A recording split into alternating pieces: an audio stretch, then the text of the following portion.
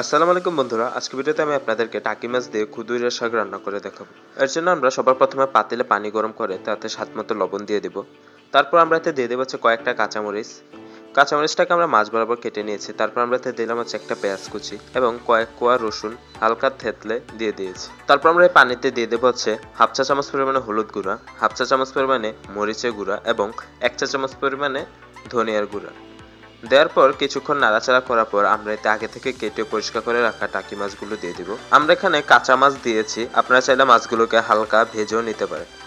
মাছ দেওয়ার পর আমরা এতে দিয়ে দেবো আগে থেকে কেটে পরিষ্কার করে রাখা খুদুইরা শাকগুলো দিয়ে দেওয়ার পর আমরা কিছুক্ষণ ভালোভাবে শাকটাকে এবং মাছটাকে রান্না করে নেব। আমরা শাকটাকে কিছুক্ষণ ঢাকনা দিয়ে ঢেকে রেখে দেবো যতক্ষণ পর্যন্ত না মাছ এবং শাকটা ভালো করে সিদ্ধ হয়ে আসছে। আমরা কিন্তু মাছটাকে একবারই ঢাকবো, যদি বেশি ঢাকা হয় তাহলে কিন্তু শাকটার রং নষ্ট হয়ে যাবে এবং লালচে হয়ে যাবে। মাছ এবং শাকটা সিদ্ধ হয়ে গেলে আমরা এটাকে নামিয়ে রেখে দেবো। তারপর আমরা অন্য একটা কড়াইয়ে তেল গরম করে নেব এবং তাতে দিয়ে দেবো 2টা শুকনো মরিচের পর আমরা এখানে আবারও কয়েক কোয়া রসুন দিয়ে দেবো। দিয়ে আমরা রসুন এবং মরিচটাকে কিছুক্ষণ ভেজে নেব। তারপর আমরা এতে দিয়ে দেবো কয়েকটা পেঁয়াজ কুচি। দেওয়ার পর আমরা রসুন এবং পেঁয়াজটাকে বাদামি হওয়া পর্যন্ত ভালোভাবে ভেজে নেব।